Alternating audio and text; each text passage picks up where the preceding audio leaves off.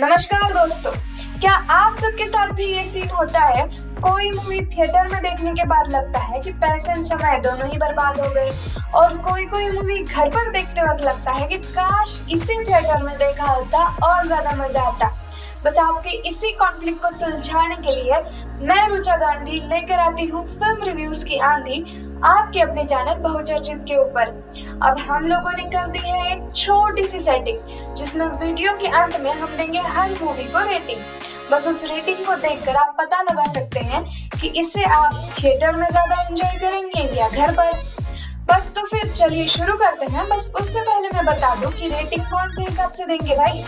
सबसे पहला स्टार देंगे हम स्टोरी एंड कंसेप्ट के लिए, दूसरा स्टार हम लोग देंगे एक्टर्स और उनकी एक्टिंग के लिए, तीसरा स्टार हम लोग देंगे डायरेक्शन एंड प्रोडक्शन के लिए, चौथा स्टार देंगे हम लोग विजुअल्स यानी कि वीएफएक्स, एनिमेशन, सिनेमेटोग्राफी के लिए, पांचवा स्टार हम देंगे म्यूजिक यानी कि बीजीएम्स एंड सॉन्ग्स के लिए, और फिर बस आपको निर्णय लेने में और आसानी हो जाएगी। तो चलिए शुरू करते हैं, लेकिन और एक काम कर लीजिए भैया, सब्सक्राइब कर लीजिए चैनल को ताकि फिर अंत में रिव्यू एंजॉय करने के अलावा कोई काम ना बचे।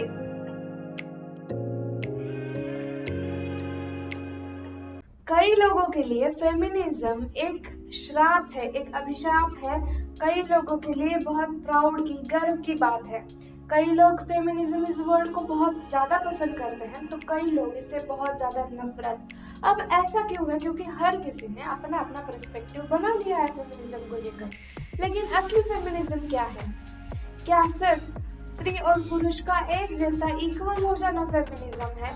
क्या सिर्फ महिला का बाहर जाकर काम करना फेमिनिज्म है? क्या सिर्फ उसका पढ़े लिखा होना फेमिनिज्म है? या क्या उसका सिर्फ अपने में रहना फेमिनिज्म है, उसकी मर्जी का करना फेमिनिज्म है?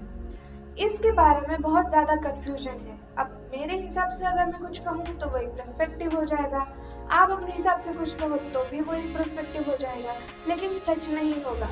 असल में फेमिनिज्म की व्याख्या क्या है और कितना सिंपली हम उसे स्वीकार कर सकते हैं, ये दिखाने के लिए एक नई फिल्म आई है बबली बाउंसर। तो जरा इस बबली बाउंसर का रिव्यू शुरू करते हैं। हम बात करते हैं कि कौन से ऐसी चीजें हैं जो आपका पैसा और समय की वसूली करेंगी और कौन सी ऐसी चीजें हैं जो पैसा और समय की बर्बादी करेगी।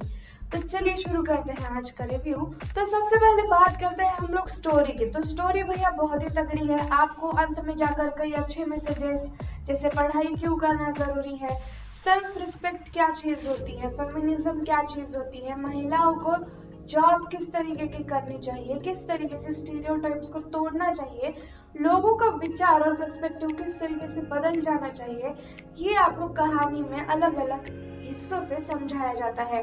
सबसे पहले कहानी की शुरुआत होती है हरियाणा के एक छोटे से क्यूट गांव की, जो कि वाकई में बहुत ही क्यूट दिखाया गया है।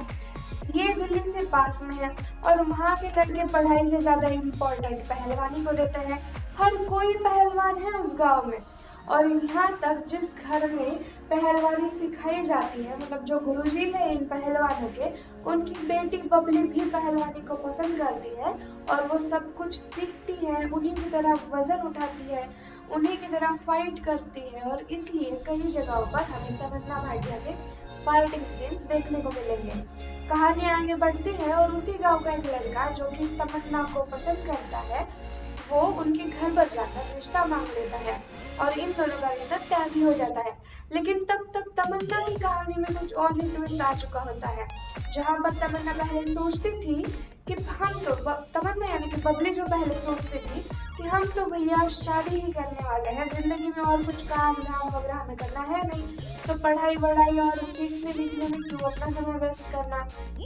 लेकिन उनके टीचर का बेटा विराज जब शहर से गांव आता है किसी की शादी में, तो पहले ही नजर में बबली को एक तरफा प्यार हो जाता है।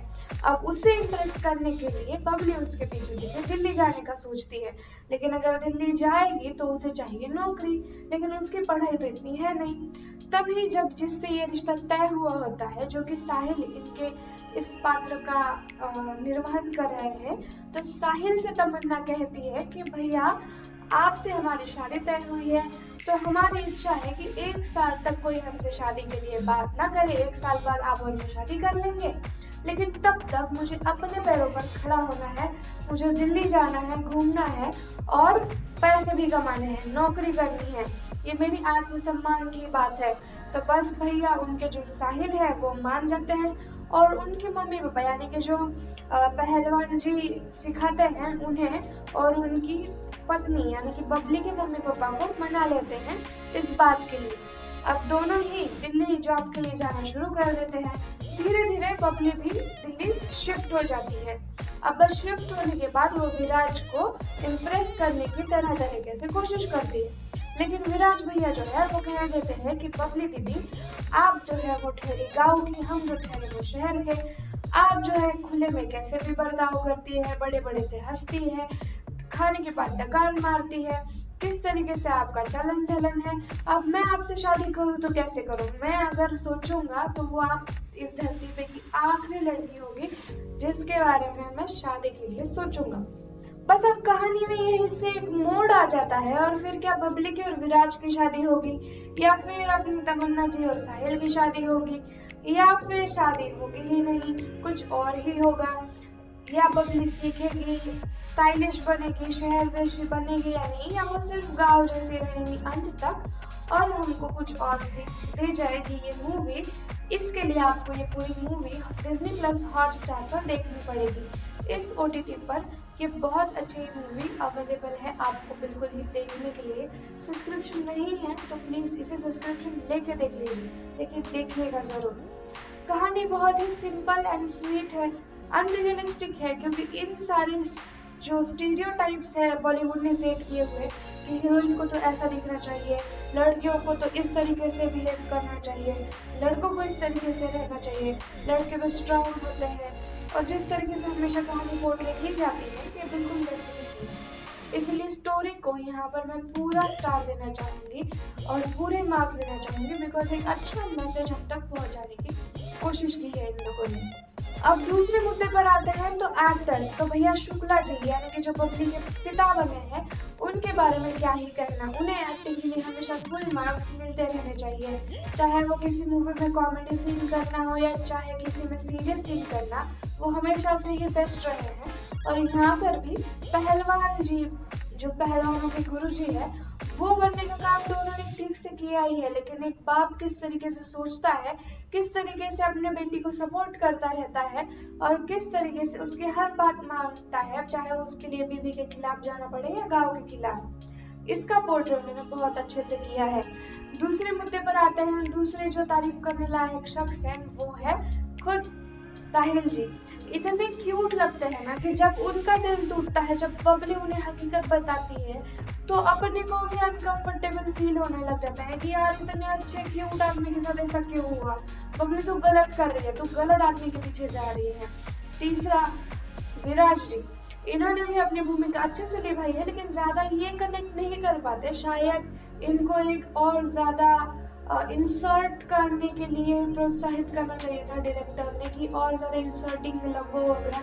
वो जब इंसर्ट कर लेते तब भी उनकी चीज हाँ ओके ठीक ही तो है ऐसा लगता है। एक्टिंग उन्होंने बहुत अच्छी करने की कोशिश की है, बट उतना ज्यादा स्ट्रॉन्गली स्टोरी उनकी वजह से नहीं अपने तक आ पाती। अगर वो थोड़ा और स्ट्रॉन्ग होते, उनका कैरेक्टर और ज्यादा स्ट्रिक्ट दिखाया जाता, खड़ूस दिखाया जाता, तो ये फीलिंग्स और इनहांस हो सकती थी। ये इमोशन का रोलर कोस्टर नहीं बल्कि एक स्ट्रेट सीधी लाइन थी कि हाँ मूवी जा रही है and because of this was the main character. ये भी बहुत सिंपल था, थोड़ा और एक्सैजरेट किया जा सकता था इनके कैरेक्टर को। अगर आप आखिर में बात करें जो कि सबसे ज्यादा तारीफ करने लायक है, और जब से मैंने तमन्ना जी को देखा है, जब भी कोई मूवी में देखा है, तो एक खूबसूरत और प्रेजेंटेबल एंड एकदम हीरोइन जैसे टिपिकली होती है वैसी मूवीज की है। जैसे बाहुबली में भी आप उन्हें देख सकते हैं, बेहद खूबसूरत एकदम राजकुमारी, राजकन्या, रानी की तरह खूबसूरती उनकी झलक कर आती है उन फूलों में, गानों में। अब उसी के पूरे अपोजिट में, मतलब पूरा 360 डिग्री बोल लीजिए, 180 डिग्री बोल लीजिए, जितने भी डिग्रीज होंगे उतना अपोजिट उन्होंने इस मूवी में किरदार निभाया है। भैया वो बनी है बाउंसर और एक पहलवान और एक जो होता है ना टॉम बॉय वाला चीज, बॉडी लैंग्वेज एकदम से ऐसे लड़कों जैसा खड़े रहना, उनके जैसे बातें करना, उनके जैसे वेव करना। उनका जो बॉडी लैंग्वेज है वो तो लगता ही है पूरा बाउंसर या पहलवान जैसा। एक हरियाणवी टोन एक्सेंट जो उन्होंने पकड़ के रखा है, वो एक्सेंट भी इतना जबरदस्त लगता है, सूट होता है उनके ऊपर। ऐसा नहीं कि कहीं भी फेक दिखने की कोशिश की है, पूरी नेचुरल लगती है वो। और कहीं ना कहीं उनकी वजह से ये स्टोरी बहुत ज्यादा इम्पैक्ट छोड़ के जाती है। अब हम लोग बात करते हैं डायरेक्टर के बारे में। तो मधुर भंडारकर जी के बारे में अगर आपको पता ही होगा तो उन्हें फेमिनिस्ट मूवीज बनाना अक्सर पसंद है, और उसी का ये एक अलग सीक्वल आया है आप कह सकते हैं। लेकिन इसमें उन्होंने जो कहानी दर्शाई है वो एक आम फेमिनिज्म से इसे दूर लेके जाती है कि आपको किस तरीके से कपड़े पहनने चाहिए ये समाज ने नहीं तय करना चाहिए। माँ बाप तो कितने बुरे होते हैं कि वो लड़कियों को पढ़ने ही नहीं देते, उनकी शादी के पीछे ही पड़े रहते हैं, उनकी बात कोई मानी नहीं जाती। इस तरीके के फालतू चीजों को इस मूवी में नहीं दिखाया गया है। कई फैमिलीज अच्छी भी होती है, हमेशा माँ बाप बुरे ही होंगे ये जरूरी नहीं है, हमेशा हस्बैंड बुरा ही होगा ये भी जरूरी नहीं है, हमेशा समाज बुरा होगा ये भी जरूरी नहीं है। लेकिन एक लड़की को अपने आप को किस तरीके से सिद्ध करना चाहिए, किस तरीके से असल में होना चाहिए, ये इसमें बखूबी दिखाया गया है। और उन्होंने सारे स्टीरियोटाइप को इसमें तोड़ दिया है। मूवी में इतना ज्यादा मजा आएगा या एकदम बहुत एंटरटेनमेंट के लिए नहीं, तो अपने नॉलेज के हिसाब से अगर आप इस मूवी को देखें तो डायरेक्शन को भी यहाँ पर फुल मार्क्स मिलते हैं। लेकिन मैं हाफ मार्क्स काटना चाहूंगी क्योंकि स्टोरी को और ज्यादा एंटरटेनिंग बनाया जा सकता था, लेकिन वो नहीं हुआ है। बस कहानी की वजह से यहाँ पर उन्हें हाफ मार्क्स मिल रहे हैं। अब हम लोग आगे बढ़ते हैं और बात करते हैं म्यूजिक की। तो म्यूजिक्स वगैरह ठीक है, अच्छे हैं, इतने ज्यादा इम्पैक्टफुल या हिट गाने देने वाले नहीं है, लेकिन मूवी में पूरा पूरा मजा देते हैं, इसीलिए हाफ स्टार यहाँ पर मैं म्यूजिक के लिए भी देना चाहूंगी। और अक्सर विजुअल्स की बात हम लोग पहले करते हैं, लेकिन इसमें अंत में करेंगे क्योंकि वो भी बिल्कुल बेसिक से हैं, अच्छे से जैसे मूवी में पोर्ट्रे किया जा सकता था। एक खूबसूरत गाँव, एक खूबसूरत शहर, और पूरा वो जो क्लब है वो क्लब एक आपको वाइब दे जाता है। अगर आप लोग कभी क्लब में गए हैं तो आपको नॉन प्लेस लगती है वो। बस इस सारे विजुअल्स में मूवी ठीक ठाक है, इसलिए हाफ मार्क्स में यहाँ पर भी देना चाहूंगी। अब टोटल इसके मार्क्स क्या है वो आप यहाँ पर देख ही सकते हैं। तो ये मूवी आपने देखनी चाहिए या नहीं, मन ही मन तय कर लीजिए। लेकिन मुझे पर्सनली पूछेंगे तो ये स्टार्स मैटर नहीं करते, आपको एक सोच बदलने की जरूरत है समाज की। तो आप ही देखिए, आपके घर के लोगों को भी दिखाइए, क्योंकि ये एक सिंपल बट बहुत इफेक्टिव मूवी हो सकती है। और अगर आप इसे सपोर्ट करेंगे तो इस तरीके की और तगड़ी मूवीज भी मार्केट में आएंगी। ये मेरा पर्सनल ओपिनियन था। तो आपको ये रिव्यू कैसा लगा? आप ये मूवी देखेंगे या नहीं? आप मेरी बातों से सहमत या नहीं? या आपके कोई भी विचार आप कमेंट सेक्शन के जरिए हम तक पहुंचा सकते हैं।